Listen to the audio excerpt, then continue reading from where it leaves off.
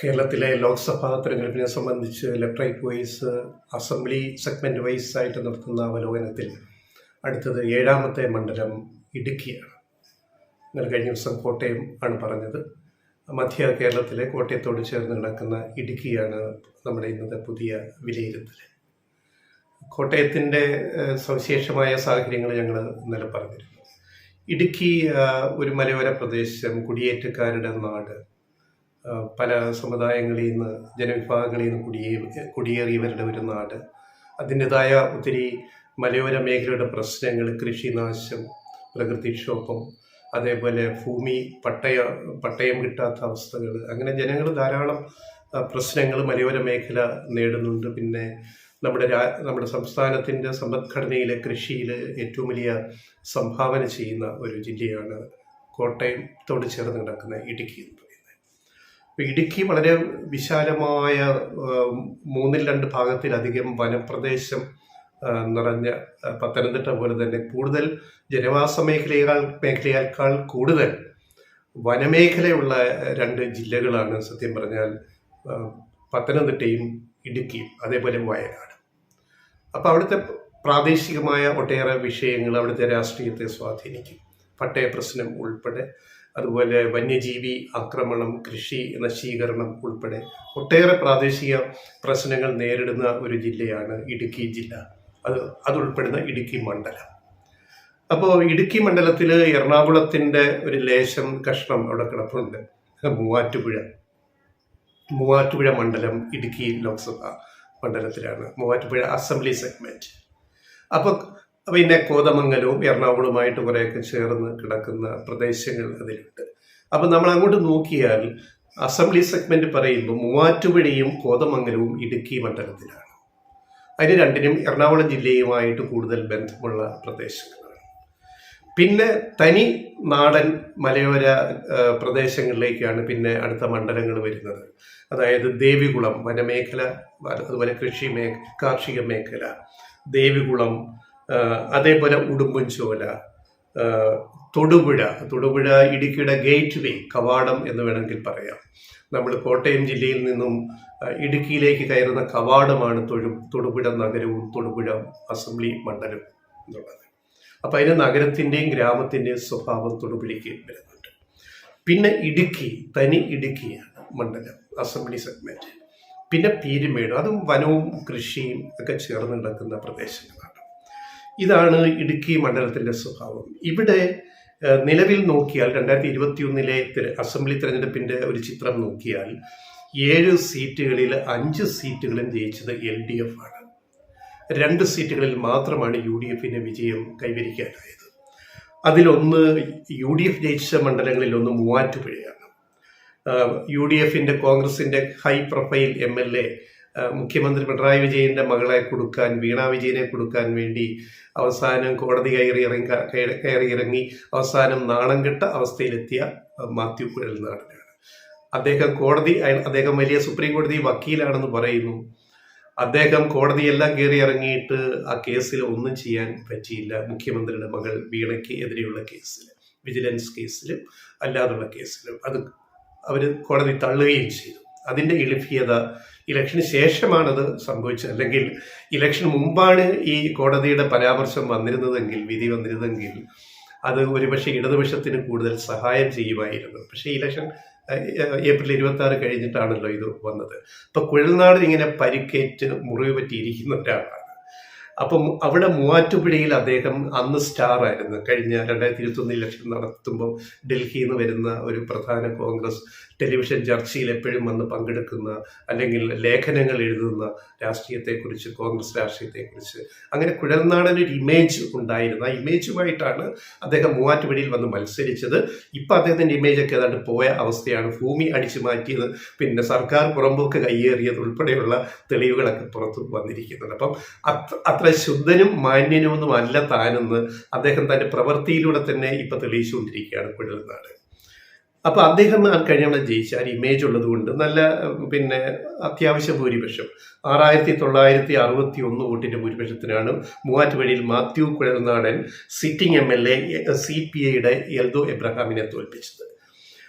കുഴൽനാടിന് 44.63% വോട്ടും എൽദോയ്ക്ക് 40.33.6% വോട്ടും ലഭിച്ചപ്പോൾ 2020 അവിടെ ഉണ്ടായിരുന്നു. കഴിഞ്ഞ 2020 4 മണ്ഡലങ്ങളിൽ അസംബ്ലി മണ്ഡലങ്ങളിൽ സ്ഥാനാർത്ഥികളെ നിർത്തിയിരുന്നു. അപ്പോൾ ഈ അവരുടെ പ്രധാന മേഖലയായ കിഴക്കമ്പലത്തിനോടൊക്കെ കുറേയൊക്കെ ചേർന്ന് കിടക്കുന്ന മൂവാറ്റുപുഴയിൽ അവർ 2020 സ്ഥാനാർത്ഥിയെ നിർത്തി. മാധ്യമ പ്രവർത്തകനായ CN പ്രകാശാണ് 2020 അവര് അവിടെ മത്സരിച്ചത്. പക്ഷേ അദ്ദേഹം 9.38%, 10% തൊട്ട് താഴെ 9.5% വോട്ട് 2020 CN പ്രകാശ് നേടി എന്നുള്ളത് ശ്രദ്ധേയമാണ്. അതൊരു ചെറിയ നമ്പറല്ല. അതായത് എണ്ണം പറഞ്ഞാൽ 13,535 വോട്ട് നേടി. അസംബ്ലി മണ്ഡലത്തിലാണ് അത്രയും നേടുന്നത്. അതൊരു ചെറിയ സംഖ്യയല്ല. ഇതിനും പിന്നിലാണ് BJP എത്തിയത്. അത് നമ്മൾ പ്രത്യേകം നോട്ട് ചെയ്യണം. BJPയുടെ ജിജി ജോസഫ് എന്ന ക്രിസ്ത്യൻ നാമധാരി സ്ഥാനാർത്ഥി, ക്രിസ്ത്യൻ നാമധാരി എന്ന് പറയുന്നത് ഇപ്പം അങ്ങനെ ഒരു അവതാരങ്ങൾ ഇങ്ങനെ ഇറങ്ങുന്നുണ്ട്. അത് BJPയുടെ ഒരു തന്ത്രമാണ്. അപ്പം അങ്ങനെ ജിജി ജോസഫ് എന്ന ക്രിസ്ത്യൻ നാമധാരി BJPക്ക് വേണ്ടി വെറും 5.21% വോട്ടേ പിടിച്ചുള്ളൂ. കാര്യമായ ഒരു ചലനവും ഉണ്ടാക്കാൻ പറ്റിയിട്ടില്ല. അതാണ്. പിന്നെ കോതമംഗലവും, അതും എറണാകുളത്തിനോട് ചേർന്ന് നിൽക്കുന്ന, ജീവിതം കൊണ്ടും ഇടപാടുകൾ കൊണ്ടും നിൽക്കുന്ന മണ്ഡലമാണ്. അവിടെ ആന്റണി ജോൺ CPMന്റെ സീറ്റിംഗ് MLA ആണ് അവിടെ ഉള്ളത്. അദ്ദേഹത്തിന് 6,605 വോട്ടിന് അദ്ദേഹം കഴിഞ്ഞ തവണ 21 ജയിച്ചതാണ്. തൊട്ടടുത്ത് വന്നത് പിന്നെ കോതമംഗലത്ത് ഷിബുവാണ് UDFന്റെ സ്ഥാനാർത്ഥിയായിട്ട് 42.16% വോട്ട് നേടി. അപ്പം 5% വോട്ടിന്റെ മെജോറിറ്റി മാർജിൻ കോതമംഗലത്ത് LDFിനുണ്ട് എന്നുള്ളത് നമ്മൾ നോട്ട് ചെയ്യുക. 5% കൂടുതൽ വോട്ട് നേടിയാണ് ആന്റണി ജോൺ ജയിച്ചത്.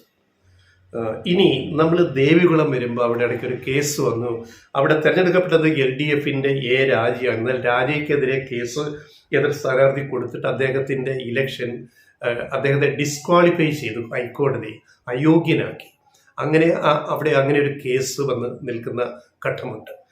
പക്ഷേ അന്നത്തെ കണക്ക് നോക്കിയാൽ രാജ നല്ല രീതിയിലാണ് അവിടെ ജയിച്ചത്. 51% വോട്ട് നേടി രാജ ജയിച്ചപ്പോൾ എതിരെ മത്സരിച്ച കോൺഗ്രസിന്റെ കുമാറിന് കിട്ടിയത് 44.22% വോട്ട് മാത്രമാണ്. 44.22% വോട്ട് മാത്രമാണ്.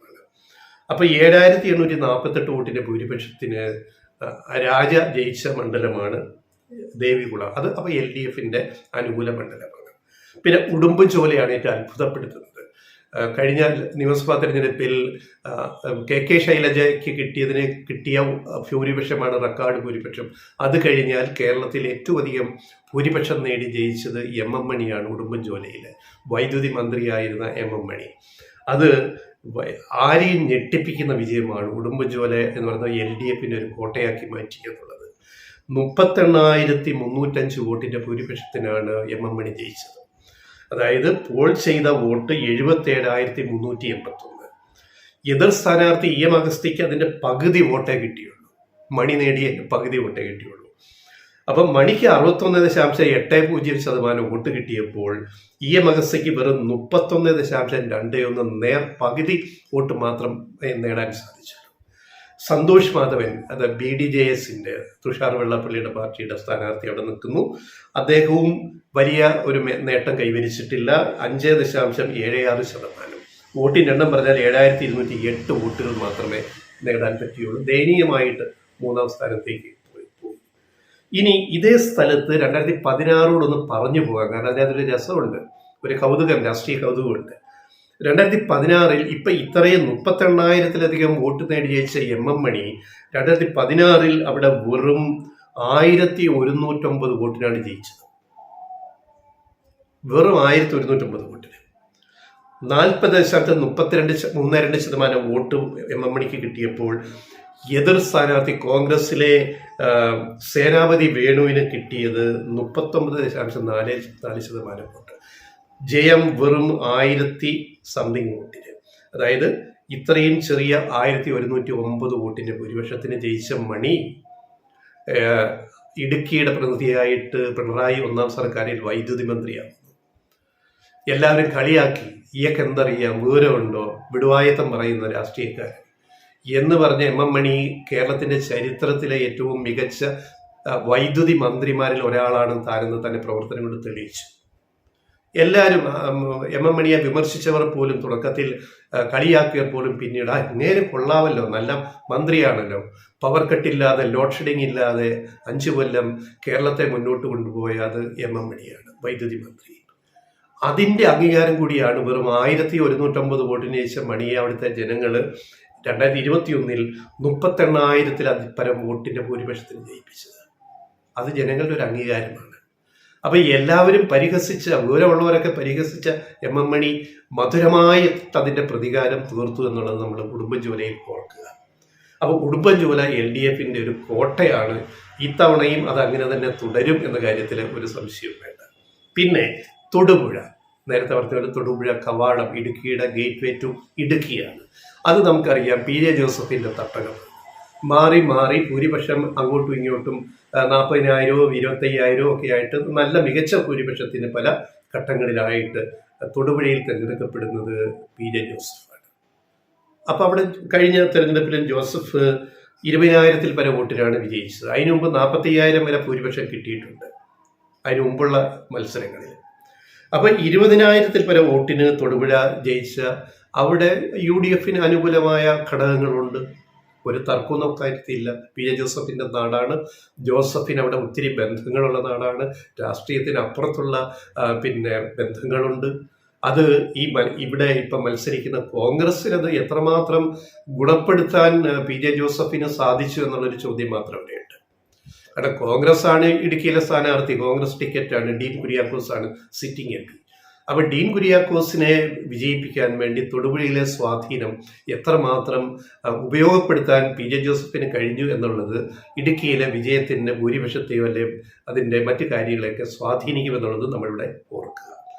അപ്പൊ അങ്ങനെയാണ് തൊടുപുഴയുടെ അവസ്ഥ എന്ന് പറയുന്നത്. അവിടെ BJPക്ക് 15.32% വോട്ട് കിട്ടിയിട്ടുണ്ട്. അത് നമ്മൾ തള്ളിക്കളയരുത്.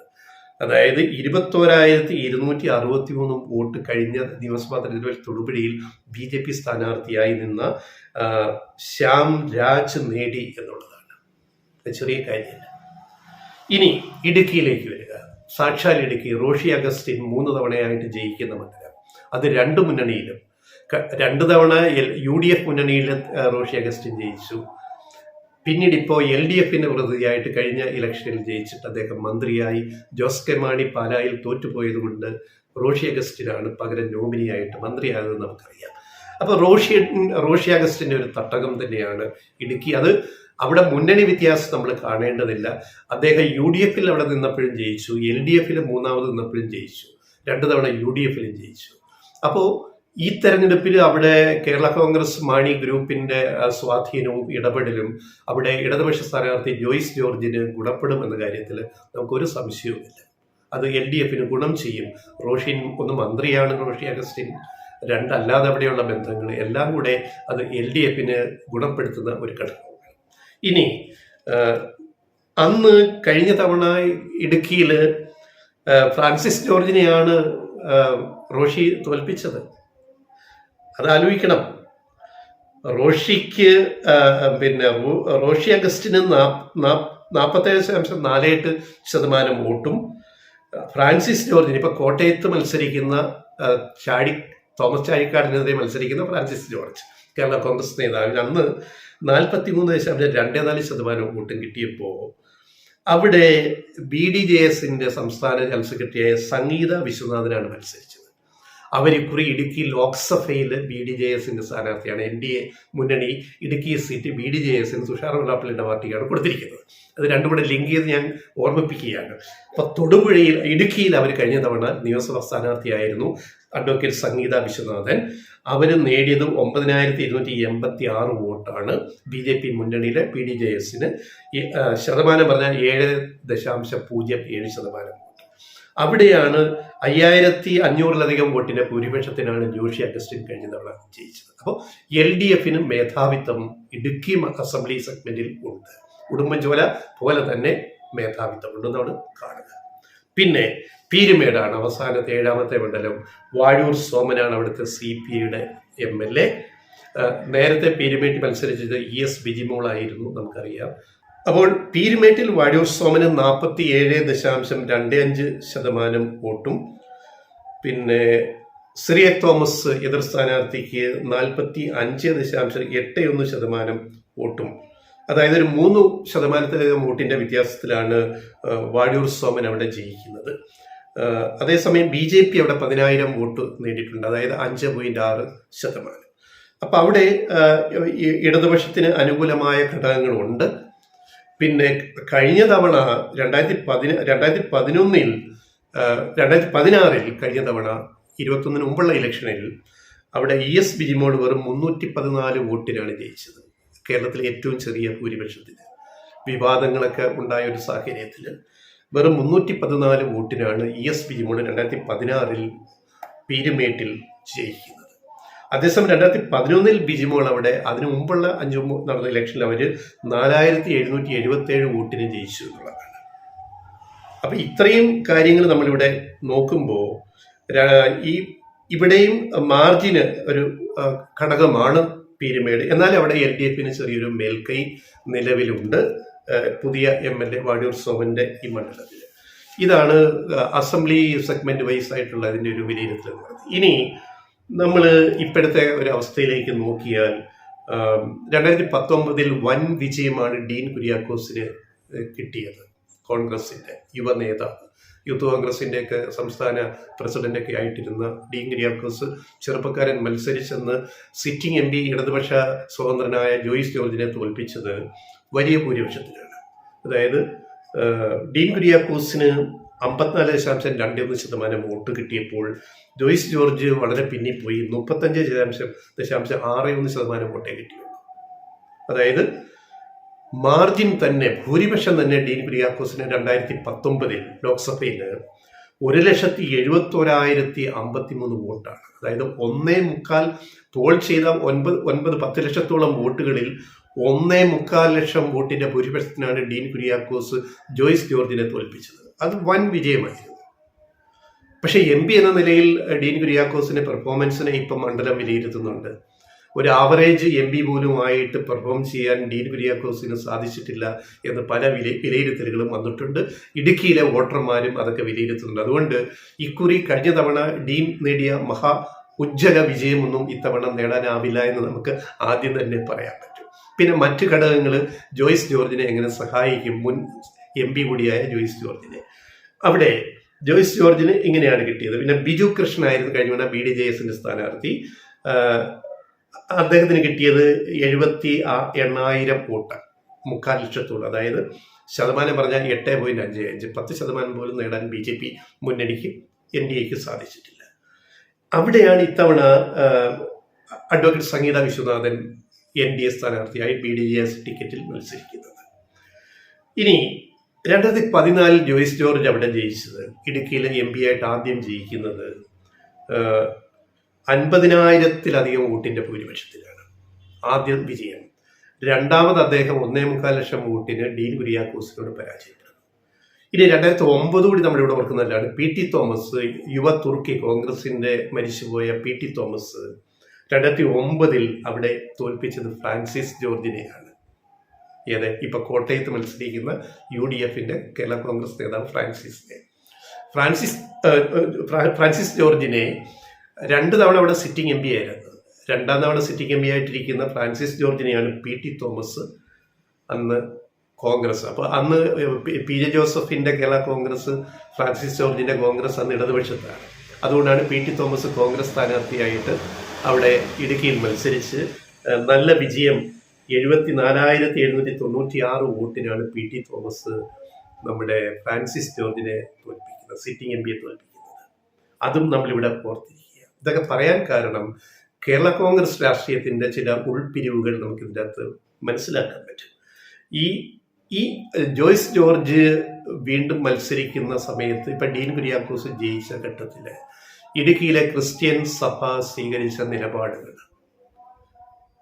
ജോയിസ് ജോർജിനെതിരായിട്ട്, പിന്നെ അതേ ക്രിസ്ത്യൻ സഭ ഡീൻ കുര്യാക്കോസിനോട് ക്രിസ്ത്യൻ ചർച്ച് പെരുമാറിയ രീതി, ഇതേ ക്രിസ്ത്യൻ ചർച്ച് PT തോമസിനെ ശവമഞ്ച ഘോഷയാത്ര നടത്തിയ പിന്നെ വികാരിമാരവിടെയുണ്ട്, സഭയുടെ നേതാക്കള്. അതായത് പി ടി തോമസിന്റെ നിലപാടുകളുടെ പേരിൽ പി ടി തോമസിന്റെ ജീവിച്ചിരിക്കുന്ന മനുഷ്യന്റെ ശവപ്പെട്ടി ഉണ്ടാക്കിയിട്ടത് അതിനകത്ത് ശവമഞ്ച ഘോഷയാത്ര നടത്തിയ സഭയാണ് ഇടുക്കിയിലുള്ളത്. അപ്പോൾ ഇടുക്കിയിലെ രാഷ്ട്രീയത്തിൽ ഇങ്ങനെ പല പല പ്രശ്നങ്ങളുണ്ട്. മലയോര പ്രശ്നങ്ങളുണ്ട്, വന്യജീവി മാൻ ആൻഡ് വൈൽഡ് ആനിമൽ കോൺഫ്ലിക്റ്റ്, വന്യജീവി മനുഷ്യ സംഘർഷം പ്രശ്നങ്ങൾ, കൃഷിനാശം, പിന്നെ കാർഷിക ഉൽപ്പന്നങ്ങളുടെ വിലയിടിവ്, റബ്ബർ ഉൾപ്പെടെ അത് പലതിൻ്റെയും, അതേപോലെ പട്ടയം കിട്ടാത്ത പ്രശ്നങ്ങൾ, ഇതിലൊക്കെ ക്രിസ്ത്യൻ ചർച്ചിനൊരു മേൽക്കൈയുണ്ട്. അതേപോലെ SNDP ഇവിടെ വളരെ ശക്തമാണ്. അതുകൊണ്ടാണ് BDJS അവിടെയും തൊടുപുഴയിലൊക്കെ മത്സരിച്ചിരിക്കുന്നത്. അപ്പം ഇങ്ങനെ കുറെ സാമുദായിക ഘടകങ്ങൾ, ക്രിസ്ത്യൻ, ഹിന്ദു പറഞ്ഞാൽ SNDP ഈഴവ സമുദായത്തിന് സ്വാധീനമുള്ള പല പ്രദേശങ്ങളും ഇടുക്കിയുടെ ഈ പല സ്ഥലങ്ങളുമുണ്ട് ഇടുക്കി മണ്ഡലത്തിൽ. അപ്പം ഇതൊക്കെ വോട്ടിംഗ് പാറ്റേണിനെ സ്വാധീനിക്കും. അങ്ങനെയാണെങ്കിൽ BJPക്ക് ഈ കഴിഞ്ഞ തവണ കിട്ടിയതിനേക്കാൾ വോട്ട് കൂടുതൽ കിട്ടുമോ? കിട്ടിയില്ലെങ്കിൽ അതെങ്ങനെ ബാധിക്കും? ജോയ്സ് ജോർജിന് അനുകൂലമായ ഘടകങ്ങളുണ്ട്. കാരണം ഡീൻ കുര്യാക്കോസ് പെർഫോമൻസ് ലെവലിൽ അന്ന് മത്സരിച്ച് ജോയ്സ് ജോർജിനെ തോൽപ്പിച്ച ആ ഒരു ഇമേജ് ഒന്നും ഇപ്പൊ ഡീൻ കുര്യാക്കോസിനില്ല.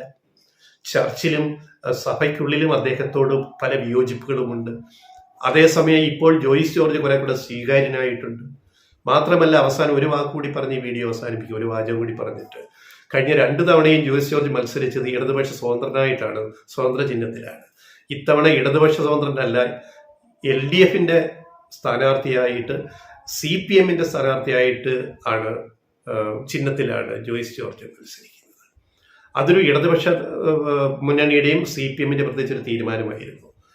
അതായത് സ്വതന്ത്ര ചിഹ്നത്തെ മത്സരിച്ചുകൊണ്ടിരുന്ന മണ്ഡലങ്ങളിൽ, ഫോർ എക്സാമ്പിൾ എറണാകുളം, UDFന് മേൽക്കൈയുള്ള എറണാകുളം, പോലെ ഇടുക്കി, അവിടെ പാർട്ടി ചിഹ്നത്തിൽ മത്സരിക്കാൻ CPIM തീരുമാനിച്ചു എന്നുള്ളത് ഒരു വലിയ മാറ്റമാണ്, ഒരു വലിയ മാറിയ തീരുമാനമാണ്.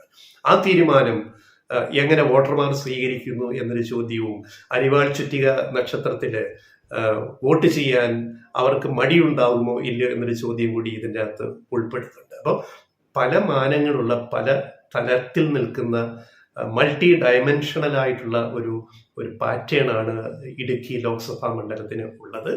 അതുകൊണ്ട് തന്നെ ഞങ്ങൾ ഇതിനെ ഡീൻ കുര്യാക്കോസ് കഴിഞ്ഞ തവണ 1.25 ലക്ഷത്തിന് ജയിച്ചത് കൊണ്ട് ഇത്തവണ പാട്ടും പാടി ജയിക്കുമെന്ന് പറയാൻ ഞങ്ങൾ മണ്ടന്മാരൊന്നുമല്ല. അങ്ങനെയൊന്നും ജയിക്കാൻ ഇത്തവണ ഡീൻ കുര്യാക്കോസിന് സാധിക്കത്തില്ല. LDFന് അനുകൂലമായ ഒട്ടേറെ ഘടകങ്ങൾ വേറെ അവിടെ ഉണ്ടായിട്ടുണ്ട്. അത് ജോയ്സ് ജോർജിന് ഗുണം ചെയ്യും. അപ്പോൾ മത്സരം കുറെ കൂടെ ഒരു ടൈറ്റ് ഫൈറ്റിലേക്ക്, ഒരു ഫോട്ടോ ഫിനിഷിലേക്ക് കൊണ്ടുവരാൻ സാധിച്ചിട്ടുണ്ട്. എന്നാലും ഞങ്ങൾ നേരത്തെ പറഞ്ഞ പോലെ ഒരു 7 മണ്ഡലങ്ങൾ, 20 മണ്ഡലങ്ങളിൽ, കേരളത്തിലെ മണ്ഡലങ്ങളിൽ 7 മണ്ഡലങ്ങൾ കയ്യാലപ്പുറത്ത് തന്നെയാണ്. ഈ ഫാക്ടേഴ്സൊക്കെ എങ്ങനെ വോട്ടായിട്ട് മാറി എന്നതനുസരിച്ചായിരിക്കാം ഈ കയ്യാലപ്പുറത്തിരിക്കുന്ന തേങ്ങ ആരെടുത്തോണ്ട് പോകും, ഡീൻ കുര്യാക്കോസ് എടുത്തോണ്ട് പോകും, അതോ ജോയ്സ് ജോർജ് ഇത്തവണ എടുത്തോണ്ട് പോകുമെന്ന് തീരുമാനിക്കാൻ പറ്റും. എന്തായാലും ആര് ജയിച്ചാലും മഹാ അത്ഭുതമൊന്നും അവിടെ സംഭവിക്കാൻ പോകുന്നില്ല. ഒരു മാന്യമായ ഭൂരിപക്ഷത്തിന് ജയിക്കാൻ സാധിക്കും എന്നുള്ളതാണ്. ഡീൻ കുര്യാക്കോസിന്റെ ആ ഉജ്ജ്വല വിജയം ഇക്കുറി ആവർത്തിക്കില്ല എന്ന് മാത്രം നമുക്ക് ഉറപ്പിച്ച് പറയാം.